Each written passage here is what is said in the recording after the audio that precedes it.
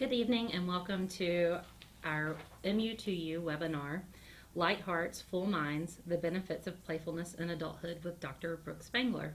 My name is Michelle Rosecrans. I'm the Director of Alumni Programs here at the Miami University Alumni Association, and I'm really excited to have with me Brooke Spangler. Hello. Brooke joined Miami's faculty in 2009 after receiving her doctorate in developmental psychology from the University of Montana, Missoula in 2008. And she has since been named to Miami's top 100 faculty each of her 5 years teaching here.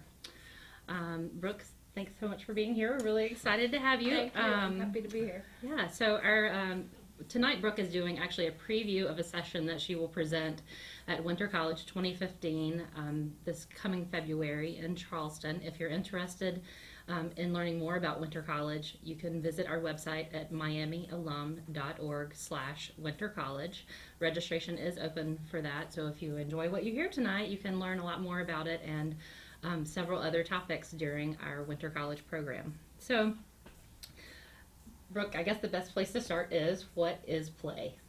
I think play has been defined a lot of ways over the years. If you look in the dictionary, we see play as being a verb and that it is an action or a behavior. If we look more in depth, play was first started to be studied in the 30s and was really focused on studying children and how they played. And so Mildred Parton was interested in seeing how play developed over time and how we would see children play differently across different ages related to their cognitive development and physical development. More recently, in the 1980s, in 1980, Krasner and Pepler defined play with a variety of components. They said that there needed to be flexibility. That flexibility referred to play not having a lot of set rules. There was another aspect of their definition that said that there was intrinsic motivation for play, that really we don't need to force people to play. Play is enjoyable, and that for their own self, people are driven to play on their own. The third component of their definition was that when people are playing, they have positive affect. It's really easy to recognize people as having a good time, and when someone is playing, there's a lot of smiles and laughter and good feelings. I think it's easy to recognize when someone is not having fun, particularly when trying to do something enjoyable. There's lots of, scowls and negative faces, but that positive affect really lets us know that something enjoyable is happening. And then the final component is that there's non-literality, and that non-literality piece refers to pretend play. And so that can definitely be a part of play, but I think more recently, we understand that play is a bit more broad than that. It doesn't capture every avenue of play or every example of play, because we might have something like board games where flexibility is taken away from that. There's rules to follow, or basketball, or, football, or some other type of structured game.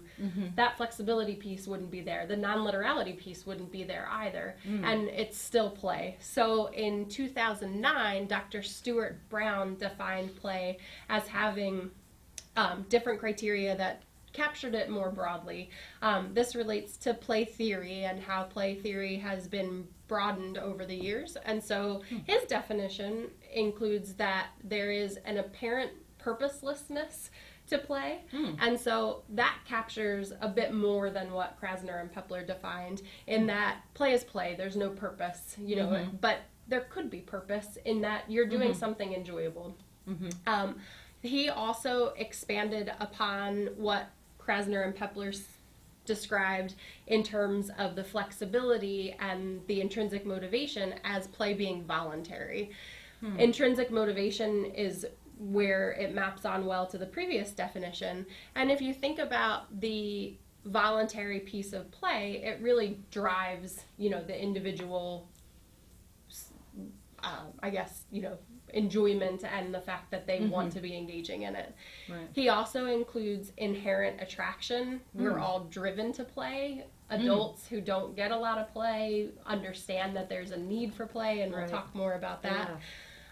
But there is, all ages, there is this inherent attraction. He also described that there was freedom from time. Everybody knows the old adage that time flies when you're having fun, and so that lets us know that play is going on. Okay.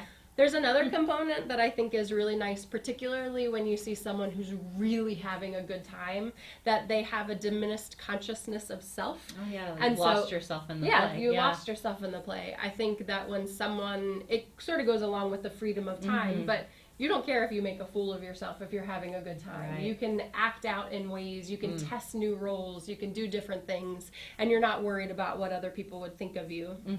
There's an improvisational potential. Play can change at any moment. At the drop of a dime, we can see that that whole dynamic can change. Right. And there's no recipe. We can see a lot of flexibility. So that would tie into the previous definition of flexibility. And then lastly, with the intrinsic motivation piece again, he described having a continuation desire. You want to keep doing it. Little kids who are told they have to go home are bummed out because, time's up. We, if we're engaged in something as adults that is fun and engaging, you're disappointed when it's over. And so I think that Stuart Brown's definition is much more encompassing and sort of gets to more of the nuances and some of the deeper pieces that the earlier definition left out.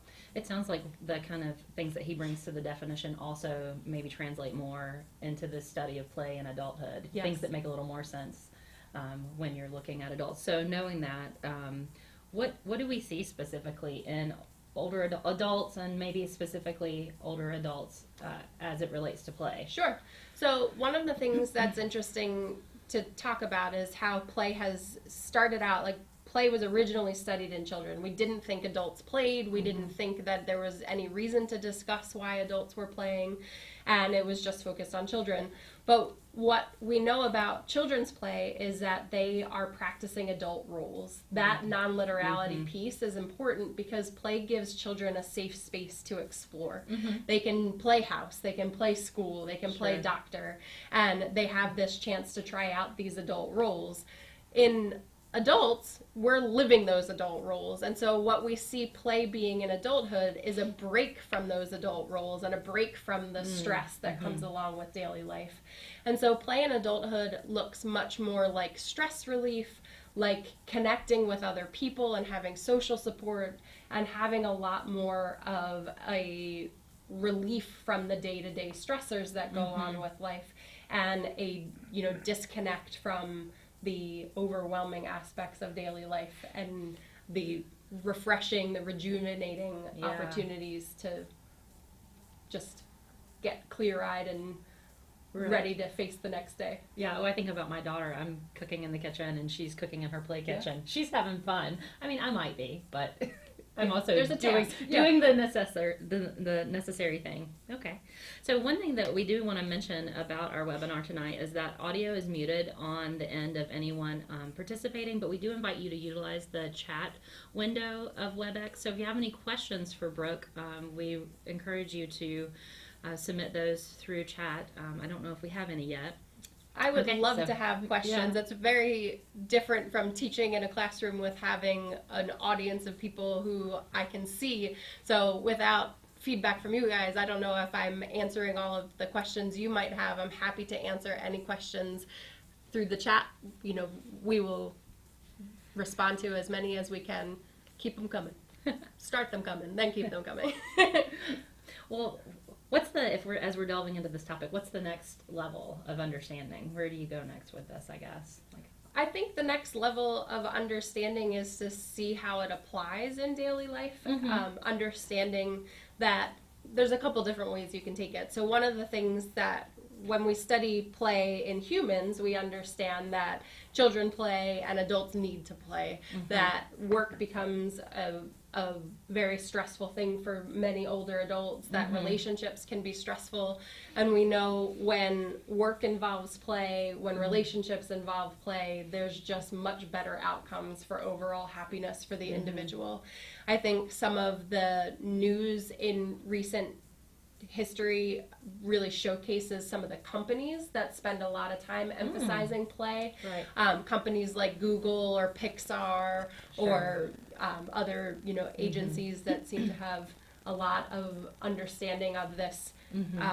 real need for that stress relief. We have companies that have playrooms, there's companies that have board games and movie afternoons and things like that.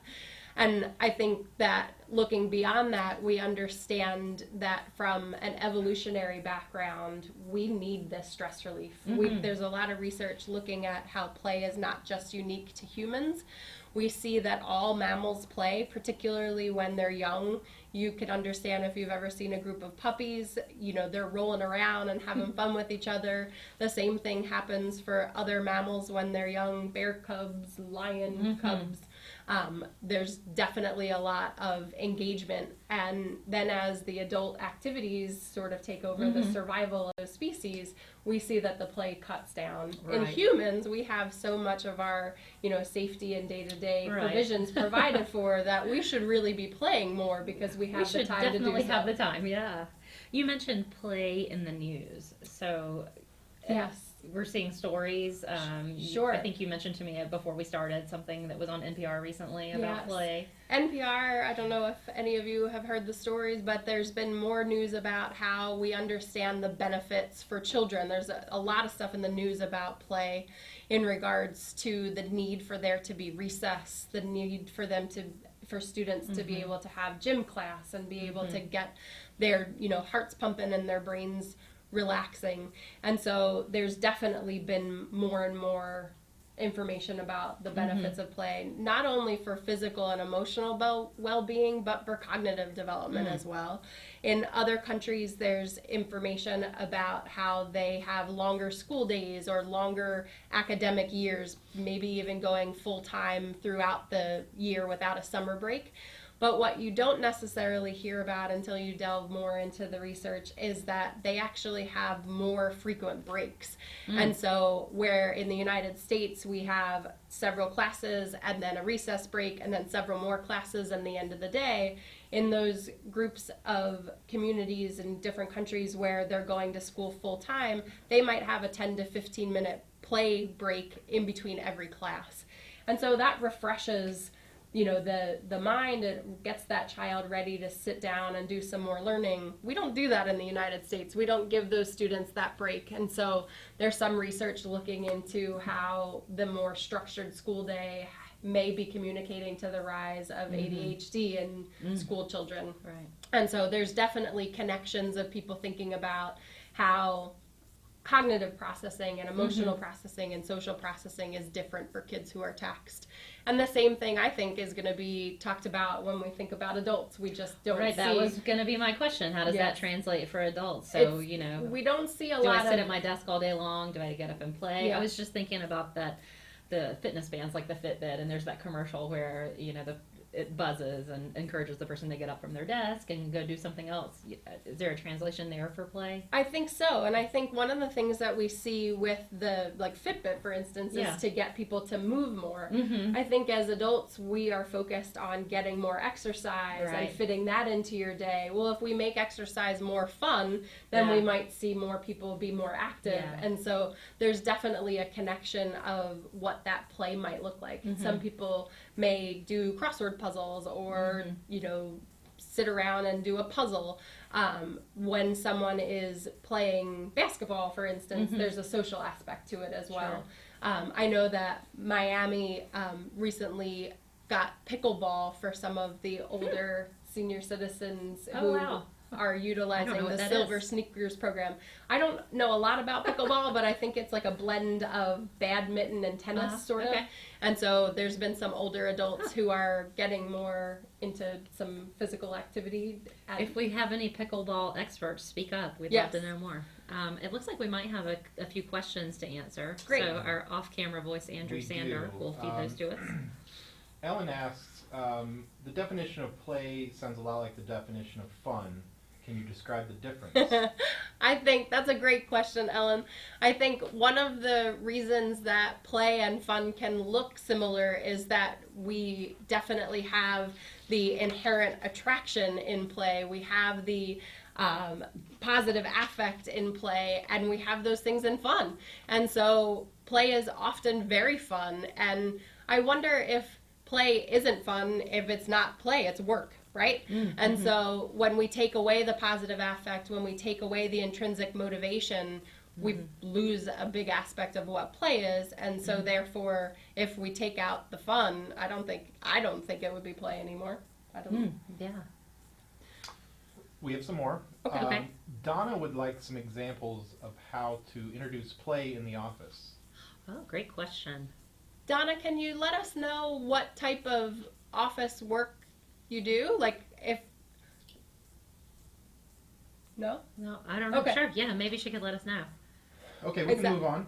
Okay. We'll come back to that one. I can address it just in case that play in the office, I think, can involve, more productive or different ways of engaging people. Maybe if you have like a meeting or something. I think most office work has meetings. Sure. If you have meetings, instead of just going around the room and calling on people for their ideas, maybe you bring a Nerf ball and you throw the Nerf ball to the people to be able to jump from one idea to the next. I think there's a variety of different ways that could pertain to your particular work environment, I think, but any way of just mixing it up and having it be a bit more playful, maybe, I think, I'm sure there are other ways, but I could spend more time thinking of them and then we would have less time for questions. But I think Nerf balls, bring Nerf balls to work. That'll be your first step. I've dabbled with keeping a Connect 4 game on my desk. Okay. Yeah, like, well, let's play Connect 4 and then we'll have a meeting. I know that on my desk I have some of the wooden puzzles that have been more common lately, like that make something. So I have a star puzzle, and I have students who will like look at it at the corner of their eye, and some of them pick it up, and as soon as you take a block out, it completely falls apart, and then some of them are like, oh boy, what have I done? You could have puzzles on your desk, and you just might need to know how to put them back together. Because oftentimes the students will leave my puzzles in pieces. So rules of adult play, Yes. Clean up after yourself. Okay, that's fair. All right, we'll take another question. Actually, something related to play in the workplace. Constance asks, some companies have encouraged play in the workplace to boost creativity, reduce stress, and encourage collaboration. Seems like a good outcome for employers and employees. How widespread is this practice, and are your research results reaching business leaders? That's a great question. I think that some progressive companies, like I know if you look online, you can see examples of Google's real advancement in terms of including play. I know some friends have worked for Pixar, and so they have they have unicycle competitions in their lobby. I think very frequently. And so I definitely think that some businesses are getting the message that play can increase collaborations and flexibility and creativity. I think that the people who are making those changes seem to be some of the more progressive, like on the nose of what is going on within society and within our culture. And so I think those who are looking for it can easily find examples. I think we may just not all companies may be looking for it when they should be. Right. That makes sense. Any good follow-ups for that? We are out of questions. Okay, that's fair. Okay, keep the questions coming. Those are great things to discuss.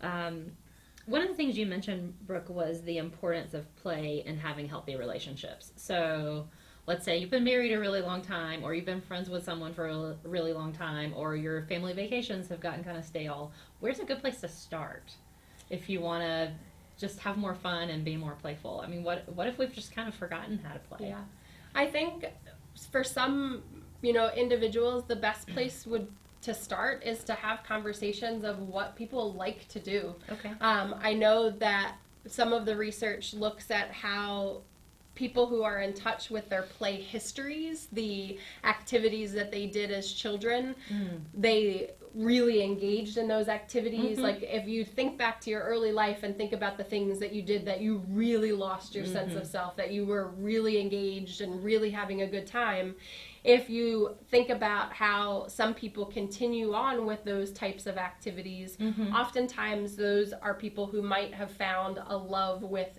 a job that can relate to some of those activities. Right. And so they tend to have higher levels of happiness within their jobs when their jobs don't feel like work. They feel like fun. Yeah. And so for older adults who are trying to increase the play in their relationships or in their families, I think asking people what they like to do is the best way to start. To be able to ask people, you know, what haven't you done in a long time that used to be fun? And maybe there's a different take that you could do in adulthood if it's not quite feasible to do, you know, whatever it is you might have done before. But those early conversations are really helpful. I think scheduling time without anything to do, not being distracted by the internet or by other activities is probably a good place to start. And maybe... So are you saying put those devices down, put those phones down? Yes, I am. To Guilty. so many people. I know. So guilty. And then... That's a whole different rabbit hole we could go down of how looking at our phones and true. iPads all the time is hurting our ability to play. But It's true. if we have extra time, maybe we could come to that. The other thing that I think would be a great place to start is to just buy a board game, you know, a deck of cards, you know, or a game that might not be, you know, that could get many members of the family involved, you know, a game that can just bring people together, and then the conversations start. If you have a good time, you're going to want to do it again. Maybe you keep, you know, exploring the play space a little bit differently. So the game doesn't have to be one that's like Pictionary, that's inherently creative. It can just be any game because we're interacting and playing. That's what you're saying. Sure, and you're getting a break from the stress. You know, it's stress relief. So even just card games, that's okay. That's playful. I think so. Okay. So what about competitiveness in adults? Is that part of play? Is that bad for play? You want to keep that on lockdown? No, it's not on lockdown. If you're coming to Winter College, I'm going to spend a lot of time talking about play personalities, but I'll give you a little sneak peek. Play personalities involve different, basically how it maps onto personality types of what people find enjoyable. And so the competitor is one of those play personalities. And so for someone who is the competitor in their play personality, competition is what drives them. They don't want to have a, you know, game where they are not the winner. If they are not winning, it was not fun for them. Do I know? I'm married into a very competitive family, and so... And oftentimes the competitors very much identify very clearly as being a competitor, and those who don't like the competitors can very much say, that's not my type of play, I don't like that. And I just want to have fun. If you are not a competitor, it's okay. I can tell you what your play personality might be if you come to Winter College. A diagnosis at Winter College. That sounds like fun. All right. Well, let's see. I had another question and I've kind of blanked on it. What else do you want to tell us? What else is on your list of things that are your sort of your favorite aspects of studying play? How did you even come to study this? Okay.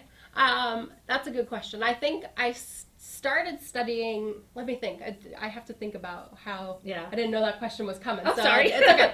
I started studying play, I think, when I started looking at, you know, how play is important. You know, I started... My background and my research started looking at at-risk youth and how the connection of risk and protective factors play out in terms of outcomes for children who have backgrounds in abuse and neglect. And so I really started looking into some of the protective factors that can be there for these troubled kids. And playfulness is, you know, often kids who grow up in neglectful or abusive families lose that magical part of childhood. And so I started looking into how I could increase play and, you know, fun for those kids. And then I had the opportunity to teach a class on play at Miami. And so that has been unbelievable. We had a full semester-long course studying play. We talked about recess. We talked about play in relationships. We talked about play at work. We talked about play in different animal species. You know, each class was a different topic of play, and it was fascinating. So that started me to think about, you know, to becoming more familiar with the research and then to put the talk together for Winter College. That's really interesting. So what's the, I guess, the perspective of students, current students, when it comes to play? Are they so much into adult life, so to speak, that they recognize that they're not playing, or are they still holding on to that? College time is sort of a weird in-between, I guess. It is, and I think particularly for students here, it seems like so many of them have such wide activities. You know, they're involved in many extracurriculars. They're involved in very heavy course loads. Some of them are working outside of the university. And so even doing play histories with the students, it was very easy to recognize for many of them that they were not playing as much as they should. And I know that following up with some of those students, you know, we would meet again on Monday and I would ask what they did over the weekend, and you could just see smiles on their faces when they were like, we didn't do any work this weekend, we played, you know, and they would come back to campus on Monday. There was a much happier vibe in those classes with the students who were able to get those stress release. That's awesome. Well, I think we might have another question. We do. A couple questions. Okay. Why do some adults resist anything that feels like play? This is a question from Pat. Well, Pat, I think someone or some people just might not understand how much fun play is. Maybe they're worried about how to start, you know, maybe they're worried about what is appropriate. I think that diminished consciousness of self piece is something that might not come naturally to someone who might, you know, be very concerned with how they're being perceived. And so perhaps they are recognizing that I'm not quite sure exactly, but it could be that they're just too aware of what's going on, and maybe they need to be engaged with something that really gets them to lose that capacity, lose that consciousness. So I think about that we become very self-critical the older we are, and that you know, sometimes if you're playing, it seems like maybe you're too much the center of attention. So what about, say, spectator sports? Is that having fun? Is that play if maybe the focus is on someone else? Like if I go to a baseball game and I have a good time, does that count? You tell me. Are you having positive affect? Sure. Do you have a diminished sense of time? Probably. Is it voluntary? Right? So if you are not being forced to go to that spectator sport, if you're having a good time. Some spouses might say that then that's not fun for them, but yeah. I think it could definitely So there's got to be a give and take there too. Okay. Yeah, and I think anything that's enjoyable to a person can be labeled as play, especially if they feel, I mean, the purpose of play is to feel stress relief, is to get that break. And so if that's a break to you, then sure, that's play. Okay. It might not be social play, but it would still be play. Okay. Do we have another question? We do. Mark, this relates to play in the office. How do you convince your coworkers that play doesn't just extend the workday? Each person still needs to be accountable for getting the job done. That's a good question. So I think, Mark, it would be important to talk about the parameters for the playful engagement, that you are, you know, if we talk about the, you know, Nerf ball example I mentioned earlier, you know, the point of it is as soon as the ball touches your hand, you have to come up with an idea. That's actually probably going to make that meeting more productive. And so there could be ways in which you just set up some boundaries or some parameters that could make it more efficient. And if you frame it that way, who wouldn't want to do that? I think that some of the other, you know, creative ways that you could, I've seen some people wear like white t-shirts to meetings, and people get to write on their clothing. Not everybody might be comfortable with that, but that could be an interesting way, you know, and then they hang up the t-shirts in the room and you can see the ideas a little bit later. And whoever has the fuller shirt has, you know, wins a prize or something. I'm not sure. But I think if you frame it in terms of this is actually going to make us more creative, and we're going to have the creative juices flowing, that the meeting actually might be more productive than it would be otherwise.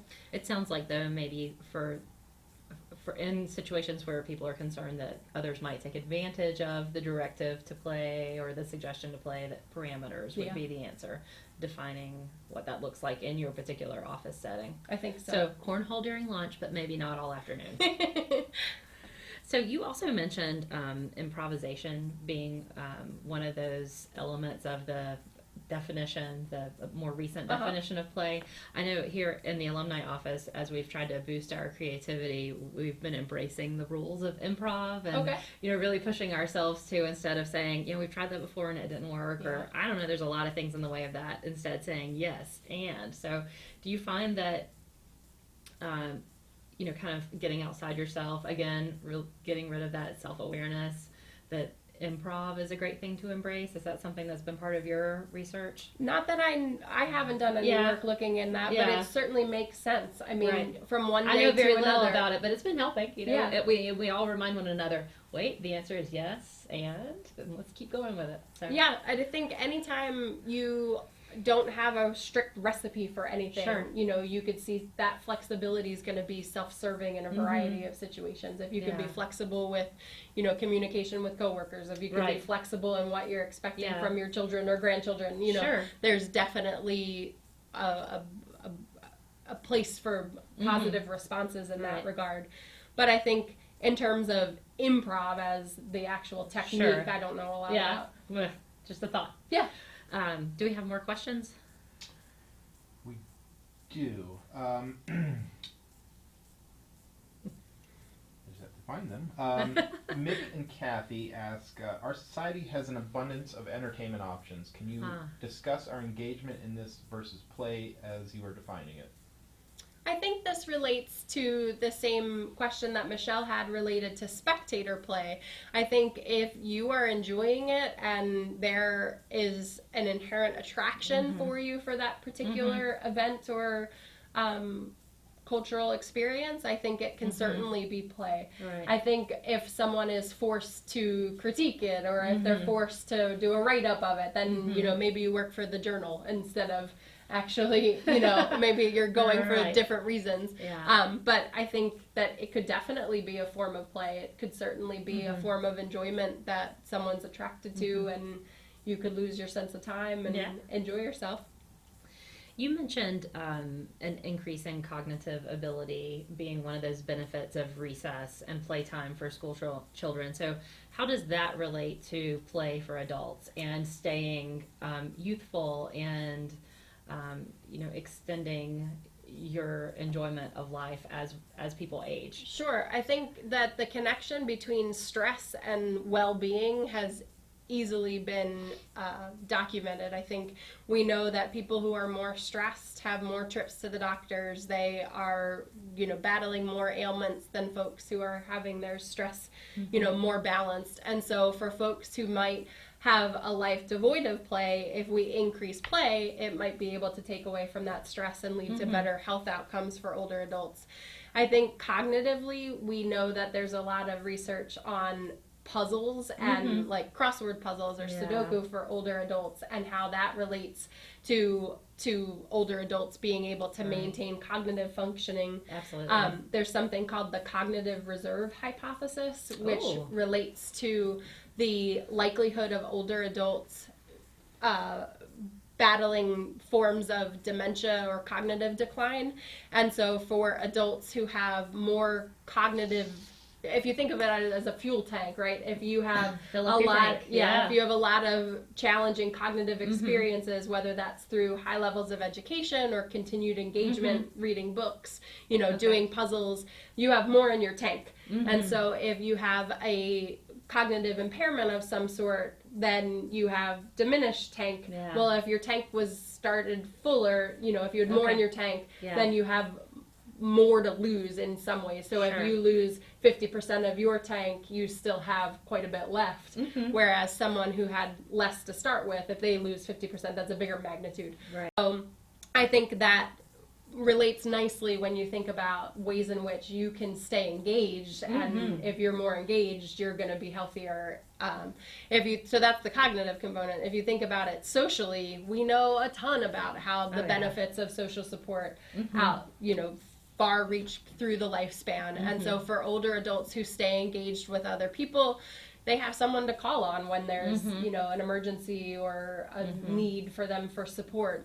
And so if you think about, well, that person might be there for fun too, you know, you can think about ways you can increase your activities and have more engagement that way. And then physical fun, Absolutely, that's got to be play, good for you. Is great, right? Because then we're going to see heart benefits, you know, health benefits, physical, you know, physical well-being benefits. So it's across the board, emotionally, socially, cognitively, physically. Keep playing. Yeah, keep on playing. Yeah. Okay. We actually have a question related to physical play. Okay. Tom asks, is one of the challenges of aging that we have fewer things that we can do play-wise, physically, or otherwise, do we have to find new sources of enjoyment? So as you age, maybe you don't feel comfortable going out and, say, playing soccer or something that's highly physical. So what are other good substitutes for that? Yes. Okay.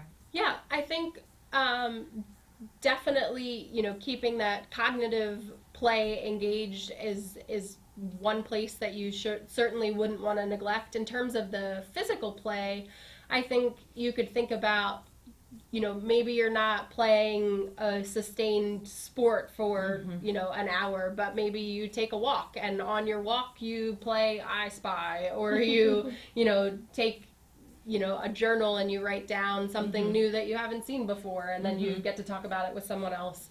I think ways in which you can make even more simpler activities more engaging can make them become more enjoyable and can start the ball rolling to get more active and to, perhaps work up to higher activity levels if that's not where you're starting from. Right. What about, you mentioned going out for a walk and playing I Spy, which obviously makes me think about going out for walks with kids. So is there anything to intergenerational play? Is that something that is beneficial as you age to hang out with people who are younger, get some kids into your life? I think so. I mean, I think that anybody who can sit still with a toddler or a, child in middle childhood between the ages of 6 and 12, between the ages of 2 and 12, sure. That's the sweet spot. Find one of those to hang out with, is what we're saying. Okay. Yeah, definitely. Whether it's playing games or, throwing a ball around or making Play-Doh and, creating something, I think there's definitely, if there's kids around, you're not sitting still. You're definitely up and engaging. Right. Did we have another question? We don't, actually. Okay, sorry about that. I thought That's I got all right. the question signal. Well, I do want to note that following our webinar tonight, we'll be placing some information online, links to a couple of articles that Brooke recommends, also a PowerPoint presentation that summarizes some of what we've talked about, and then again, information about Winter College if you are interested in learning more about this. In summary, what would you have us take away about the importance of play? Sure. I think the take-home message is to increase the play that you have in your life. It's never going to hurt at any age. We see benefits cognitively. We see benefits socially. We see benefits physically. And so without a doubt, no matter what you're doing, you can increase the amount of fun you're having. You can increase the play. And so if it's something that is not, you haven't thought about it for a while, if you haven't thought about how your life might increase, might benefit from play, it would definitely be something that I would sit around and start thinking about, and think about how maybe there were things you used to do that you're not doing anymore. And if there's something that you can start to do, now's the chance. You're waiting for the ticket, here's your ticket. Get going. Well, for any questions that come up later, if you have any follow-up questions for Dr. Spangler regarding play, feel free to email us. It's alumni@miamioh.edu. You can email us there, and we'll supply that list of questions to Brooke, and we'll try to post those on our website. You can also find us on Facebook. It's facebook.com/MiamiAlum, and we're also on Twitter at twitter.com/MiamiAlum. We're pretty consistent in that way. Thanks again to everybody for joining us tonight. We're so glad that you were with us, and any suggestions for future webinar topics, we'd love to hear those as well. Brooke, thank you so much for being here. We can't wait to hear more from you at Winter College and our other wonderful faculty. That information about classes, class topics will be online at the end of this week, so be on the lookout for it. Great. Thanks again for being with us. Good night. Thank you. Good night.